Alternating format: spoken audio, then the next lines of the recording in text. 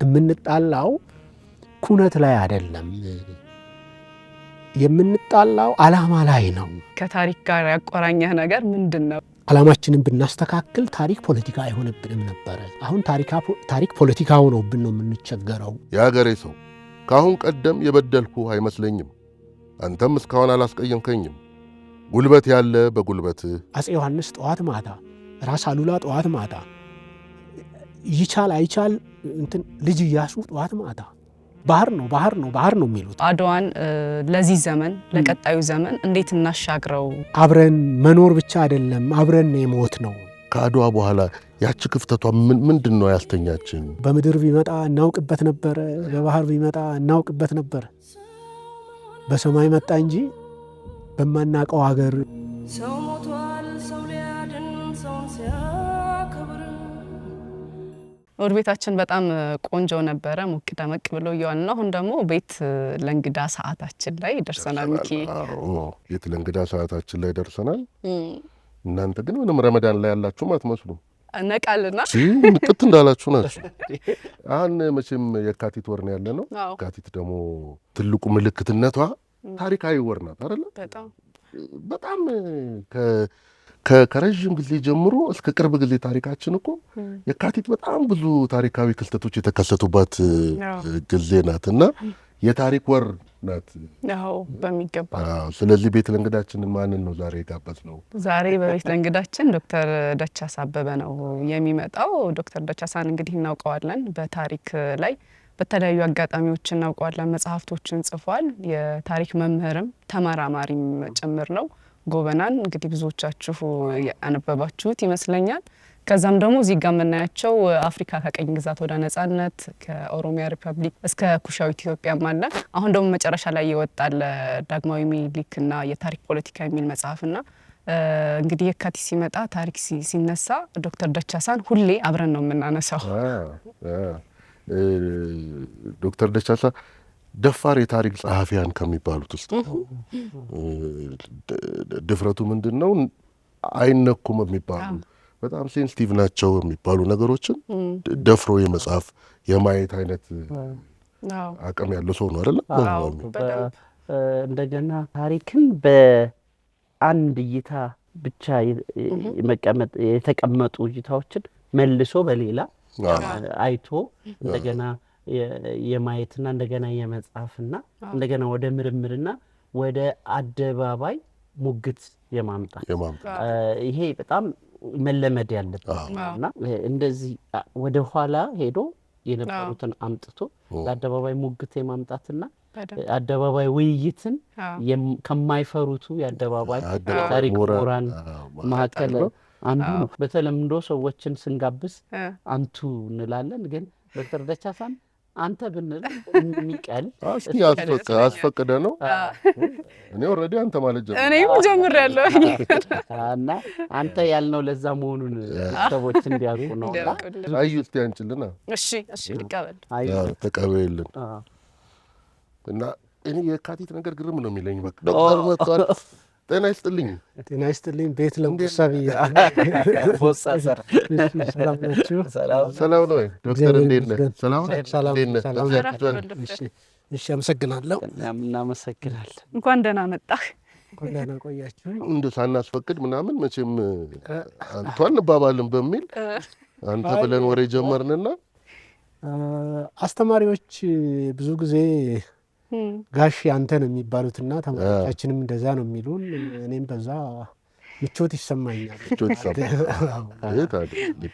አሁን አንተ ከመምጣትህም በፊት እያወራን ነበር የካቲት በኢትዮጵያ ወራት ውስጥ በጣም መዘዘኛዋም ታሪካዊዋም ወርናት ብዙ የፖለቲካዊ ታሪክ እንቅስቃሴዎች የታዩባት ወርናት ደግሞ በዓለም አቀፍ ደረጃም ያው አድዋንም አስታኮ የብላክ ሂስትሪ ማንዝ ተብሎም የምትወሳ ናት እንደ ታሪክ ተመራማሪ የካቲት ላንተ ምንድናት ልልፈለኩኝ እውነቱን ለመናገር በዛ አይን አይቼው አላውቅም ብዙ ጊዜ አድዋ ላይ የተለየ ከቅርብ ጊዜ ወዲህ በተለይ የተለየ ፍላጎት አለኝና በዛ ምክንያት እሰራበት የነበረውም የትምህርት ማዕከል የአፍሪካ ጥናትና ምርምር ማዕከል ይባል ስለነበረ ከብዙ ሰዎችም ጋር መገናኘት ስንጀምር አሁን በተለይ ከኢትዮጵያ ውጭ ያሉ በትውልድ ኢትዮጵያዊም ሊሆኑ ይችላሉ አለበለዚያ ሌሎች አፍሪካውያንም ይህንን ወር እየተንተራሱ ብዙ ጊዜ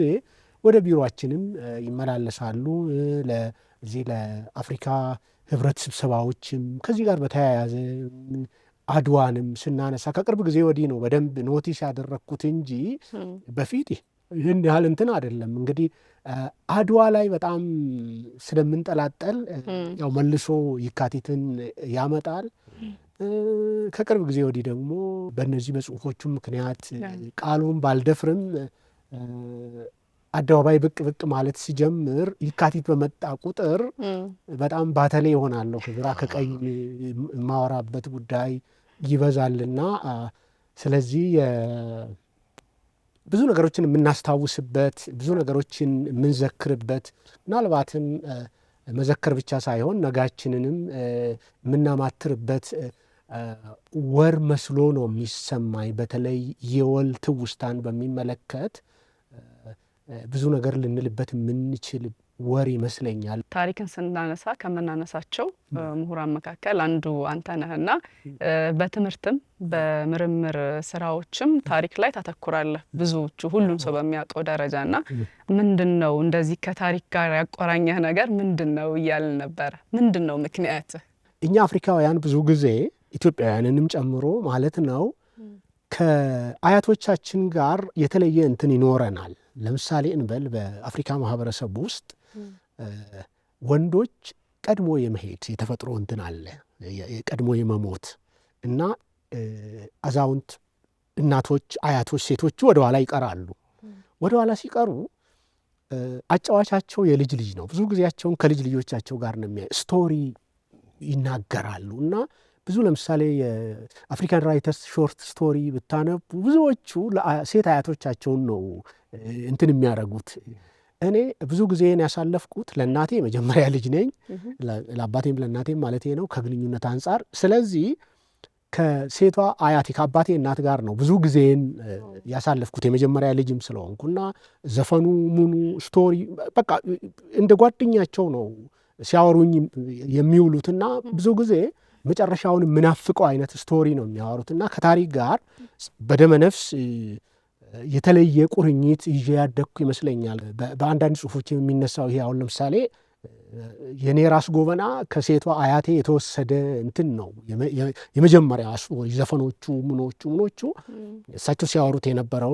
ስለዚህ ከዛ በኋላ በታሪክ አጋጣሚ ልክ ኮሌጅ ስገባ ያለው አማራጭ መምህር መሆን ስለነበረ መምህር ከሆንኩስ የምሆነው የታሪክ መምህር ነው ብዬ ገባው። ከዛ በኋላ ያው ሁለተኛ ምርጫዬ በነገራችን ላይ የነበረው ስነ ጽሁፍ ነበረ።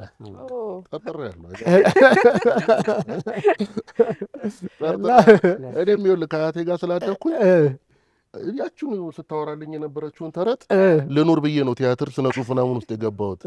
ሁለተኛ ምርጫ ስነ ጽሁፍ ሊሆን እንደሚችል ጠራጥሬያለሁ እና ያው በታሪኩ እንትን አልኩ። ስለዚህ ከዛ በኋላ የቁጭት እንትን ጊዜ ትኖር ያለሽ ምን ማለት ነው? እነዛ ሰዎች አሁን አንቺ በስለሽ ብዙ ነገር መጽሐፍ ትርጉም መስጠት ምናምን በምትችይበት ጉድለት ባለበት ጉድለቱን እንዲህ አይደለም ያልኩ እዚህ ጋር ሊሉ ቢችሉ ብሎ እንትን የሚያስብል ነገር የለም። አንዳንዶቹን እንግዲህ ከዛ በኋላ በኢማጂኔሽን ነው፣ በስነ ጽሁፍ ቢሆን በኢማጂኔሽን ነው የምንሞላው። ይሄኛው ታሪክ ስለሆነ ይገድብሻል እንጂ።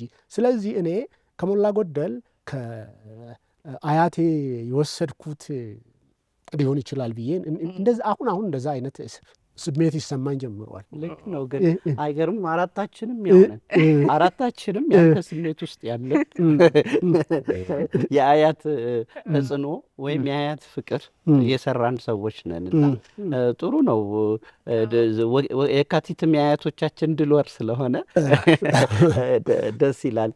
እንደው ዶክተር ብዙ ጊዜ ሰዎች ስላንተ ሲያነሱ ይሄ ታሪክን ዳግም የማየት ታሪክን ድጋሚ የመጻፍ ወይም ድጋሚ የመሐየስና ድጋሚ ለአደባባይ ሙግት የማምጣት ትጋት አለው ይላሉ፣ ወይም ስራው እዛ ላይ ትኩረት አድርጎ ይሰራል ይላሉ። መነሻው ምንድን ነው? አንዳንድ ታሪክ እኔ ክፍል ውስጥ ከተማርነው በተጓዳኝ ትንሽ ከዛ በላይ ለመሄድ እፈልጋለሁ። ክፍል ውስጥ የተማርነው ታሪክ አለ። እንደገና ደግሞ የአስተማሪዎቼን አስተማሪዎች ልምድ ምናምን አውቃለሁ፣ እንዴት እንደተማሩ፣ ለምን ዓላማ እንደተማሩ፣ እንደዚህ አይነት ነገር። ስለዚህ ከቅርብ ጊዜ ወዲህ እየመጣብኝ ያለው ታሪክ ለዓላማ የተጻፈ ጽሑፍ ነው፣ ለዓላማ እንትን ያለ ነው እና በአንድ ወቅት በእኛ ሀገር በተለይ እንግዲህ በበጎም በሌላውም መልኩ የምናነሳቸው በተለይ ራሱን አጉልቶ የወጣው ይሄ ያ ትውልድ የሚባል ትውልድ አለ ኢትዮጵያ ውስጥ። ማለት ለዘመናዊ ትምህርትም በሙሉ ልብ የገባበት ለብዙ ነገር ኤክስፖዠር የነበረው ብዙዎቻችን ያው የነሱ እንትነን ውርስነንና ከባህላዊው ትምህርት ወይም ከባህላዊው ትውፊት በአንጻሩ ትንሽ አፈንግጦ ዘመናዊነቱን ይዞ ሲመጣ ሁሉንም ነገር በዘመናዊ አይን አይቶ ታሪክ አጻጻፍም ላይ አብዮት ያመጣ ነው የሚመስለኝ እና ያ አብዮት ደግሞ ዓላማ ተኮር ነው። ያ የነሱ ዓላማ ከጊዜ በኋላ እንደው ይቅርታ ይደረግልኝና እንደው ችግሮችንም ይዞብን መጥቷል። በብዙ መልኩ ብዙ የተጋፈጥናቸው የወረስናቸው ችግሮች አሉ እና እንደውም ብሎ ከቅርብ ጊዜ ወዲህ እኛ ታሪክ ላይ እንኳን የማንስማማ ሰዎች መባል ተጀመረ። እውነት ታሪክ ላይ አንስማማም፣ ታሪክ ኩነት ነው፣ ኩነት ላይ ምን የሚያጣላ ነገር አለ ብዬ ማሰብ ጀመርኩ። ስለዚህ አሁንም ወደ ነጥባችሁ ስመለስ የምንጣላው ኩነት ላይ አይደለም፣ የምንጣላው ዓላማ ላይ ነው። ዓላማችን ደግሞ ዓላማችንን ለማሳካት ደግሞ ታሪክ አንዱ ግብአት ነው። ስለዚህ ታሪክን በግብአትነት የተጠቀምንበትን መንገድ ነው ጥያቄ ልናነሳበት የሚገባው እንጂ ታሪካዊ ክስተቱን ራሱን አይደለም። ለዚህ እንትኑ የመጣው እስቲ እንደገና ይሄንን ነገር ለምንድን ነው የጻፉት እነዚህ ሰዎች ብለን እንጠይቀው የሚል አይነት እና ነገን ደግሞ የሚያስፈራው ነገር ምንድን ነው? ያ ዓላማ የዓለም አቀፋዊነት ዘመን ይሄ የኮሚኒስት አይዲዮሎጂው ወደንም ጠላንም አብዮተኝነቱ ይሄ ሀገራዊ ነገሩን ትንሽ ጥያቄ ውስጥ ያስገባ የሚያስፈሩ ነገሮች አሉ። ቢያንስ ጥያቄውን ለማንሳት ድፍረቱ ይኑረን። ነጋችንን ዝም ብለን በእንትኑ አናበላሸው። አብረን እንድንኖር ሰምና ወርቅ ሆነን ለመኖር የሚያስችሉ ብዙ ታሪካዊ ገጠመኞች አሉን። የምንጣላበትን ነገ ተስማምተን ተነጋግረን መድረሻችንን ከወሰንን ታሪካችን ለዛም ይሆን ብዙ ነገር አለው፣ ብዙ ግብአት አለው። ስለዚህ ትናንት ያልነውን ነገር እስቲ ጥያቄ እናንሳበት የሚል ነገር ይዞ የሚመጣው እዚህ ጋር ነው። እንግዲህ ለእኔ ምናልባት በትክክል ብዬው ከሆነ እንደው ዶክተር ጎበናን እናንሳና እንግዲህ ጎበና ይህን ሀሳብ ስናነሳ በጣም ታሪክ ቀያሪ መጽሐፍ ነው። አሀ ለካ እንደዚህ ነው እንዴ ታሪኩ፣ ሰዎች እንዲሉ እንዲጠይቁ ዳግም እንዲያነቡ እንዲወያዩ በጣም እድል የከፈተ ነበርና እንደው መጀመሪያ ሲታተም ፀሐይ አሳታሚ ነበርና አልነበረም ብለሃል አንተምና ጎበና መጽሐፍን አስመልክቶ ብዙ ሰው አስተያየት ሰጥቷል፣ ብዙ ሰው ጋር ተወያይተሃል፣ ተነጋግረሃልና በጣም ትልቅ ሰው ግን ደውሎልህ ነበረ እና እሱ አጋጣሚ እንዴት ነው ከጊዜያት በኋላስ እንደው ጎበና እንዳሰብከው ሰዎች የሚወያዩበት የሚነጋገሩበት የሚከራከሩበት ሀሳብ መጽሐፍ ታሪክ ሆኖ ቀረበ እንዴ? እውነቱን ለመናገር ከመጋረጃ ጀርባ ያለውን እንትን አላቀውም። ብዙ ግን ብዙ ሰዎች ደንግጠዋል። ድንጋጤው ምንድን ነው? እንደዚህም ለካ ይመጣሉ የሚል አይነት መጀመሪያ ትንሽ ለምን አሁን ምናምን የምትል ነገር እንዲሁ ስሙን ብቻ ሲያዩ እንደሱ አይነት ነገር ነበረ። መጽሐፉ ሲነበብ ግን እንደሱ አይደለም። ማለት በጣም ብዙ እንደውም አንዳንዶች ትንሽ ደፋር ወጣቶች እንደውም ወደ ሌላኛው ጫፍ ወሰዱት። እንደውም ወደ ሌላኛው ጫፍ ማለት ኦቨርናይት የተጋነነ የባለቤትነት ይህንን ሀገር መስራት በሚለው ሂደት ውስጥ በሚና ደረጃ ያደግኩበትም አያቶቼም ሲነግሩኝ የነበረው በኋላ ላይ የማነበው የምታዘበው ነገር ያንን እንድመኝ ያንን እንትን እንድል የሚያስገድደኝ ነውና ጎበና እንደዛ አይነት ስሜት ይዞ የመጣ ይመስለኛል። ማን ነበር የደወለልህ? እዚህ ጋር መግቢያ ጋር ያንን ሀሳብ እውነቱን ለመናገር በወቅቱ ጠቅላይ ሚኒስትሩ ነበሩ ደውለውልኝ በጣም ብዙ ልንማርበት ምናልባት እሳቸውም እንደዚህ አይነት ባክግራውንድም ስላላቸው መጽሐፉ ሲነበብና ሲሉ ከሞላ ጎደል እንግዲህ ትልቅ ዲፓርቸር ነው ከነበረው አየሩን ከሞላው አመለካከት። እዚህ አመለካከት ላይማ ጥያቄ ማንሳት አለብን፣ አትሊስት ልንሞግተው ይገባል። የመጽሐፉ እንትን የሚለው እንደዛ ነው። በነገራችን ላይ ይሄ ሙግት ጎበና ግለሰብ አይደለም፣ የፖለቲካል ዲስኮርስ ነው የሆነውና እንዲሁም አይዲዮሎጂ ነው የሆነውና ያንን አይዲዮሎጂ መጀመሪያ በግለሰብ ደረጃ ግለሰቡን ስወስድ እኔ እንደ አንድ ምልክት ነው እንጂ የወሰድኩት ስለ ህዝቡ ፖለቲካ ነው፣ ስለ ኦሮሞ ፖለቲካ ነው እንትን የሚለው። ለዛም እኮ ነው ቀጥሎ የሚመጣው በቀጥታ የኦሮሞ ፖለቲካ ፓርቲዎች ላይ ነው የሚመጣው። ሶስተኛ ላይ አሁንም ሙግቱን የቀጠልኩት ጣጣ ያለው የምንጣላበት እንትን እንግዲህ አሁን ከኦሮሞ ወጣሁና ወደ ኢትዮጵያ ስመጣ ዳግማዊ ምኒልክ ላይ ነው ፈተናችን አይደለም። ታሪክን በታሪክነቱ ሳይሆን ለፖለቲካ ዓላማ ስንጠቀም ዓላማችንን ብናስተካክል ታሪክ ፖለቲካ አይሆንብንም ነበረ። አሁን ታሪክ ፖለቲካ ሆኖብን ነው የምንቸገረው የሚል እንድምታ ያለው ጥያቄ ነው ያነሳሁት። ዶክተር ጥናቶች ላይ አንድ ያነበብኩት ነገር ምንድን ነው? አንድ አርቲክል ከአርቲክል እንኳን ከፍ ይላል ወደ 120 ምናምን ገጽ አካባቢ ነው። ከሱ በተጓዳኝ ሌሎች ጽሁፎች አብረውት ስላሉ አርቲክል 24-25 ገጽ አካባቢ አይደል? እዛ ላይ አንድ ያየሁት ነገር ምንድን ነው? የክተት አዋጆችን በተመለከተ ያስቀመጥከው ነገር አለ። በተለይ 1888ቱ የአድዋ የአጼ ምኒልክ የአድዋ አዋጅንና የ1928ቱ የአጼ ኃይለ ሥላሴን አዋጅ ሁለቱንም ያየህበት አለ። ኮምፔር ያረካቸው ነገር አለ። ከዛ ፋይንዲንጎችም ሁሉ አሉ። እንደው ለቤተሰቦቻችን ለሆድ ቤተሰቦቻችን የአጼ ኃይለ ሥላሴ አዋጅ ብዙ ነው፣ ግን የአጼ ምኒልክ አዋጅ አጠር የምትል ስለሆነች እሷን ላንብብላቸውና ለማስታወስ እንዲረዳ። ከዛ በኋላ እነዚህን ሁለቱን አዋጆች በተመለከተ ምንድን ነው ለምንድን ነው ለጥናት ያስነሳስ ነገር ምንድን ነው ፋይንዲንግስ ውጤት ያገኘበትስ ነገር ምንድን ነው ከዛ ውስጥ የምንወስደው የሚለውን ነገር ትነግረናለች። እግዚአብሔር በቸርነቱ እስካሁን ጠላትን አጥፍቶ አገር አስፍቶ አኖረኝ። እኔም እስካሁን በእግዚአብሔር ቸርነት ገዛው። እንግዲህ ብሞትም ሞት የሁሉ ነውና ስለ እኔ ሞት አላዝንም። ደግሞ እግዚአብሔር አሳፍሮኝም አያውቅ፣ ከእንግዲህም ያሳፍረኛል ብዬ አልጠራጠርም። አሁንም አገር የሚያጠፋ ሃይማኖት የሚለውጥ ጠላት እግዚአብሔር የወሰነልንን የባህር በር አልፎ መጥቷልና እኔም የሀገሬን ከብት ማለቅ የሰውንም መድከም አይቼ እስካሁን ዝም ብለው ደሞ እያለፈ እንደ ፍልፈል መሬት ይቆፍር ጀመር። አሁን ግን በእግዚአብሔር ረዳትነት አገሬን አሳልፌ አልሰጠውም። የአገሬ ሰው ከአሁን ቀደም የበደልኩ አይመስለኝም። አንተም እስካሁን አላስቀየምከኝም። ጉልበት ያለ በጉልበትህ እርዳኝ፣ ጉልበት የሌለ ለልጅህ ለሚስትህ ለሃይማኖት ስትል በሐዘን እርዳኝ። ወስልተ የቀረ ግን ኋላ ትጣላኛለህ፣ አልተውህም። ማርያምን ለዚያም አማላጅ የለኝም። ዘመቻዬ በጥቅምት ነውና የሸዋ ሰው እስከ ጥቅምት እኩሌታ ድረስ ወሬሉ ከተላግኝ ይላል። እና ጥናቱ ለምንድን ነው የተጠናው የሚለውን እስቲ ከፋይንዲንጎች ጋር አብረን ብናወራቸው። ጥናቱ ያው ሁለት ምክንያት ይኖረዋል። አንደኛው ያው እንደ ማንኛውም ዩኒቨርሲቲ ውስጥ እንዳለ አስተማሪ ጥናትና ምርምር እናካሂዳለን። ለአካደሚክ ፕሮሞሽን ወይም ለደረጃ እድገት እንጠቀምበታለን። ለዛ እንዲያገለግለኝም ነው። እንደገና በታሪክ ውስጥ ደግሞ ዶክመንትን አናሊሲስ እንሰራለን፣ ዶክመንት ላይ ትንተና እንሰራለን እና እንደዛ ነው።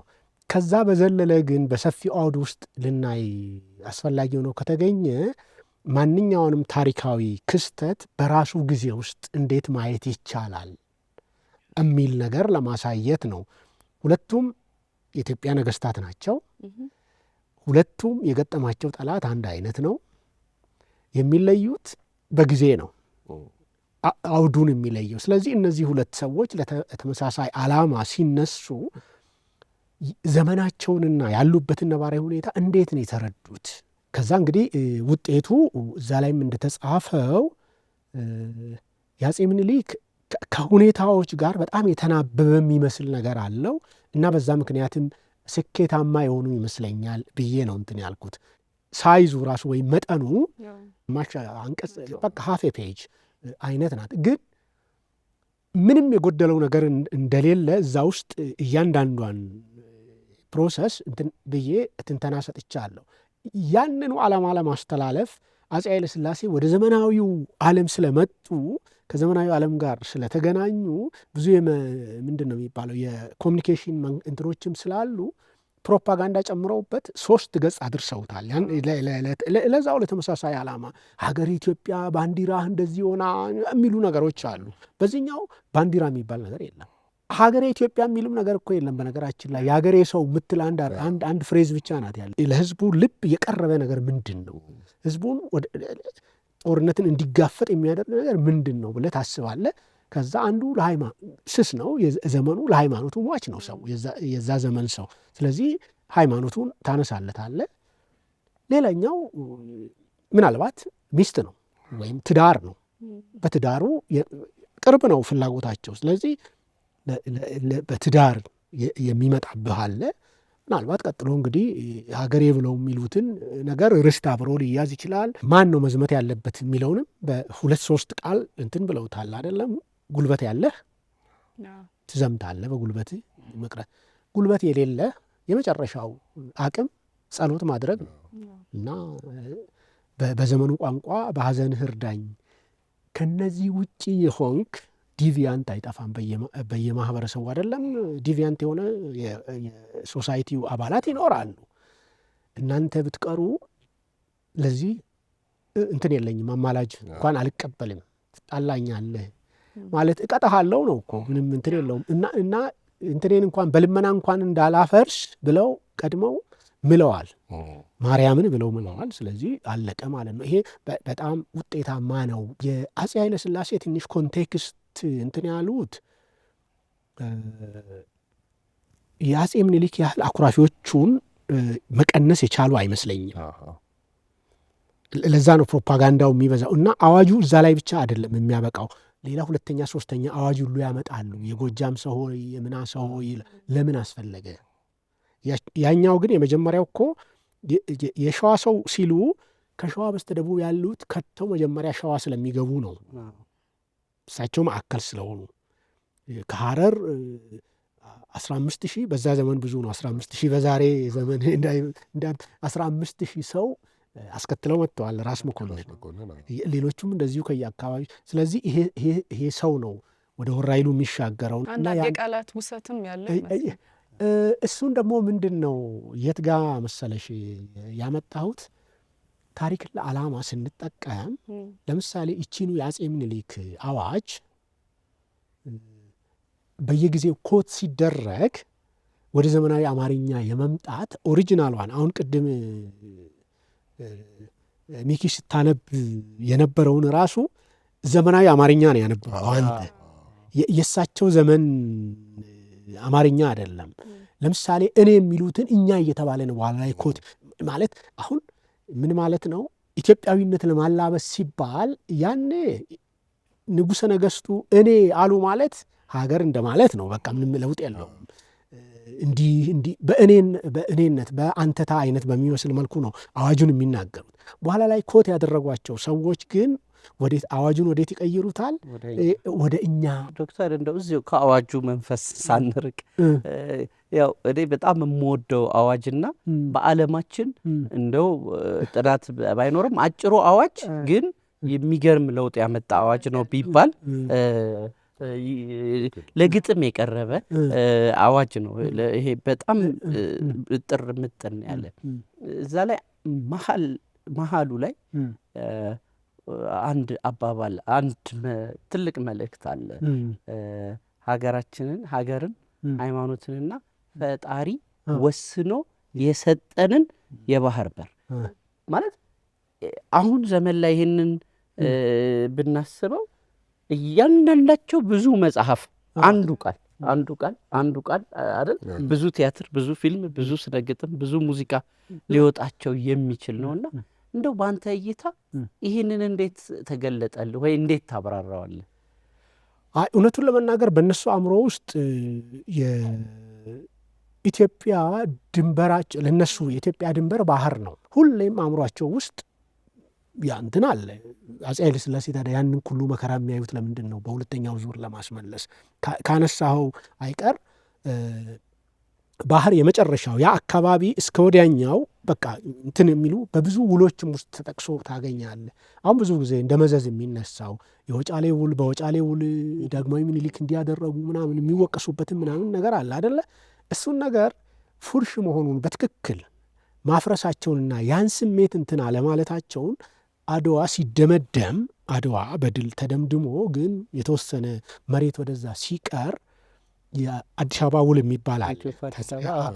የአዲስ አበባ ውል ላይ ምናልባት ዛሬ ለሌላ ዓላማ ሌላ የምገመግመው ጽሑፍ ነበርና ለሱ ስል ያነበብኩት አንቀጽ 4ና አንቀጽ 5 አሁን ቢትዊን ላይንስ እንላለን በአካዳሚክ ዓለም በጣም በጥንቃቄ ስታነብ ያን ነገር ጣሊያን እስካላለ ሲሄድ ለኢትዮጵያ መልሶ ነው የሚሄደው። በውሉ መሰረት ሲሄድ ለኢትዮጵያ መልሶ ነው የሚሄደው። እንደዛ ነው የሚለው እንጂ ለሌላ ሶስተኛ ወገን ማሳለፍ አይችልም። ያ ደግሞ የተፈለገበት ምክንያት ወደ ባህር መውጫ ነው። አፄ ዮሐንስ ጠዋት ማታ፣ ራስ አሉላ ጠዋት ማታ፣ ይቻል አይቻል እንትን ልጅ ኢያሱ ጠዋት ማታ ባህር ነው ባህር ነው ባህር ነው የሚሉት በቃ። ስለዚህ ያ ነገር ይቻሉ አይቻሉ ሌላ ነገር ነው። ግን የሀገራቸው ድንበር እዛ ጋ ነው። ድንበር ከሆነ እንደውም እኮ በእኛ በጉልበታችን ያቆየነውን ባህር አይደለም እኮ የሚሉት ሌላ ምን ማንም ፈጣሪ ያለውን ማን ነው የሚነጥቅህ? እንደዛ የተዘጋ እንትን ነው እና እንደሱ አይነት ትርጓሜ ነው የሚሰጠው። አድዋን ስናነሳ ከአድዋ በኋላ እንደውም ፊታውራሪ ተክለሐዋርያት ላይ ምን ይላሉ? በቃ እየወተወቱ ነው ጣሊያን እንደገና የመጣው። ተኛን 40 ዓመት ተኛን። ኢፌክቱ ውጤቱ ማዘናጋት ሆነ። አሁን እንደዚህ አይነት ድሎች ለሌላ ድል ሊያነሳሱን ኢንስፓየር ሊያደርጉን ነው የሚገባው ወይስ ምንድን ነበር? ከአድዋ በኋላ ያቺ ክፍተቷ ምንድን ነው ያስተኛችን? ተክለሐዋርያት አዎ እንደዛ ነው የሚሉት። እንዴ ምን ተክለሐዋርያት ፕሮፌሰር መስፍን ሁሌ ይሉ የለ እንዴ ጣሊያን በመጀመሪያው የአድዋ ዘመቻ እኛ ግመልና በቅሎ አህያ ጭነን ሄድን፣ እነሱም ጭነው ወጡ፣ ተያየን፣ እኩል እንትን በቃ አሸነፍን። እኛ ከዛ በኋላ 40 ዓመት ተኛን።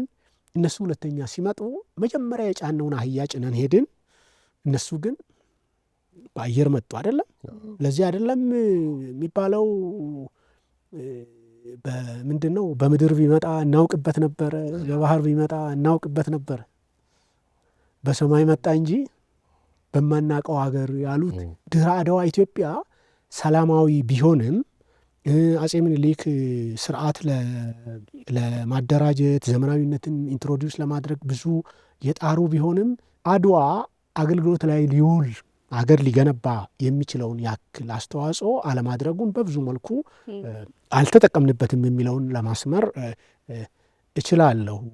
እና ይሄ አሁን የምናወራውን ነገር በነገስታቱ ዘመን አሁን የምናደርገውን ነገር በነገስታቱ ዘመን ነበረ መደረግ የነበረበት አይደለ? ቅርብ ናቸው እነሱ እና በዛ መልኩ ላየው እችላለሁ። ተወልደ ያደክበት አካባቢ ወደ ሰሜን ሸዋ፣ ከዛ ለትምህርትም በጣም ብዙ ቦታዎችን ሄደሃል። በትምህርትም በስራም አጋጣሚና ብዙ ማንነቶችን ብዙ ባህሎችን አይተሃል ብዬ አስባለሁና በዚህ ሁሉ ጉዞ ውስጥ ዶክተር እንደው አንተ ምን አይነት ኢትዮጵያዊ ሰው አደረገህ የሚለው ትልቅ ጥያቄ ይመስለኛል። እና ምን አይነት ሰው አደረገ ይሄ ሁሉ ጉዞ፣ ትምህርት፣ ህይወት፣ ልጅነት? ብዙዎቻችን እቺ የመጀመሪያዋ ፎርማቲቭ እድሜ የምትሰራን የምናድግበት አካባቢ ነው ወሳኙ የሚመስለኝና እኔ አሁንም ቢሆን አእምሮዬ ያለው እዛችው ተወልጄ አንደኛ ደረጃና መለስተኛ ሁለተኛ ደረጃ የተማርኩባት ቦታ ላይ ነው ያለሁት።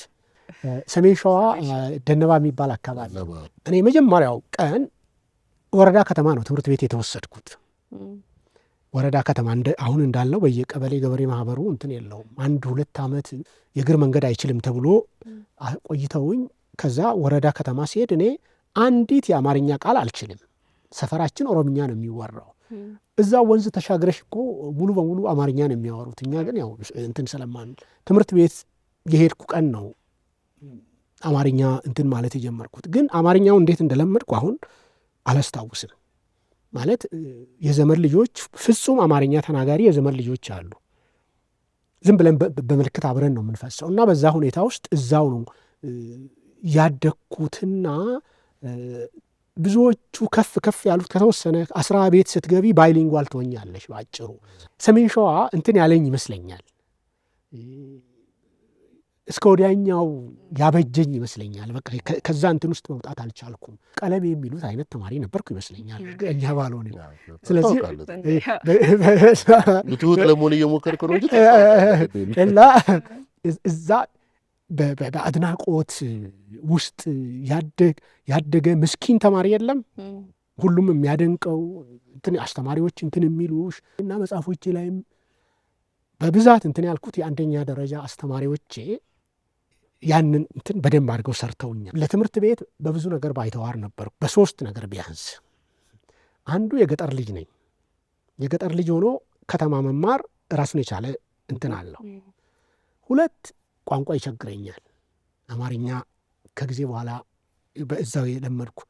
3ኛ ለእናንተ ምንም ላይመስላችሁ ይችላል፣ በሚያስደንቅ መልኩ ከኛ አካባቢ ከቤተሰብ አባልም እኔ ዲፕ ብላክ ነኝ እና ይሄ ዲፕ ብላክ መሆኑ ከእንቅልፌ ተነስቼ መልሼ ማታ እስከምተኛ ድረስ ሚሊዮን ሰው ይነግረኛል። ይህንን ሚሊዮን ሰው እንትን ያሾፍብሻል። ትምህርት ቤት ደግሞ የቲንኤጀሮችን ባህሪ ታውቂያለሽ። እሱ ራሱ ያስበረግጋል።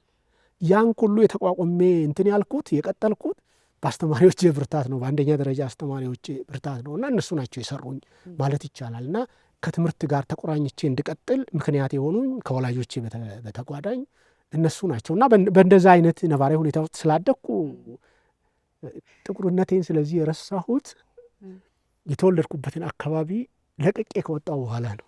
መጽሐፎችም ላይ ይታያል። ያኔ የምትለው ነገር በደንብ የተሰራህበት ማቴሪያል ቻሌንጅ ለማድረግ አለመፍራት ምናምን የተሰራህበት ነገር ከምን እንደሆነ እኮ ያሳያል። እንደሱ አይነት ነው ያሳያል። ቤተሰብስ እንዴት ነው አሁን? ልጆች አሁን እንግዲህ ባለትዳር ነኝ። የ3 ወንዶች ልጆች አባት ነኝ። አንድ ልጄ ዩኒቨርሲቲ ተማሪ ነው። 2ኛው ሃይ ስኩል ይማራል። ዩኒቨርሲቲ ያደረስክ ከፈለክ 4ኛ ዓመቱ ነው። ስም ላይ ማስተዋጽኦ አለው። አዎ ማለት ያው የእንትን ከሞላ ጎደል ቤት ውስጥ መጽሐፎች አሉ፣ ያገላብጣል ምናምን። የመጀመሪያ ልጅም ስለሆነ ኦልሞስት ጓደኛዬም ነው። ስለዚህ አንድ ዳግማዊ ምኒልክና የታሪክ ፖለቲካ የሚባል መጽሐፍ ላይ ብለርብ ላይ የወጣችዋን ነገር እኔ መጽሐፍ ውስጥ ዝም ብዬ ሳይታወቀኝ ነው የጻፍኳት። መጽሐፉን አንብቦ ከጨረሰ በኋላ ብለርብ ላይ እኔ ሌላ ነገር ስጽፍ በስሜ ነው የሚጠራኝ። ደቸሳች ነገር ናት እንትን ላይ መውጣት ያለባት አለ። ምን ነው አልኩት። አይ አንተ አይገባህም እንጂ የእኛ ዘመን ሰው እኛ በጣም የሚይዘን ይሄን ነው፣ ይሄ በጣም ቆንጆ ነገር ነው ምናምን ነገር አለኝ። እሺ ካልክ ይሁን አልኩ። እንደውም ከዛ በኋላ በጣም ብዙ ሰዎች ኮት ያደረጉት ሀሳብ ነው እና ባለቤቴም አስተማሪ ናት። ስለዚህ ቤት ውስጥ ከሞላ ጎደል አነሰን በዛም ስለ ቀለም ነው የሚወራው። የምሁራን ቤት ሆኗል አለ ተጠቅላሉ ምሁራን። አዎ በቃ አነሰን በዛም ሌላ እንትን ጨዋታ የለንም እና አንዳንዴ ልጆቻችን እንደውም ፎከስ መሆን ያቅታቸዋል። ትምህርት ቤት ለምሳሌ የትምህርት ቤት እንትን አለ አደለ?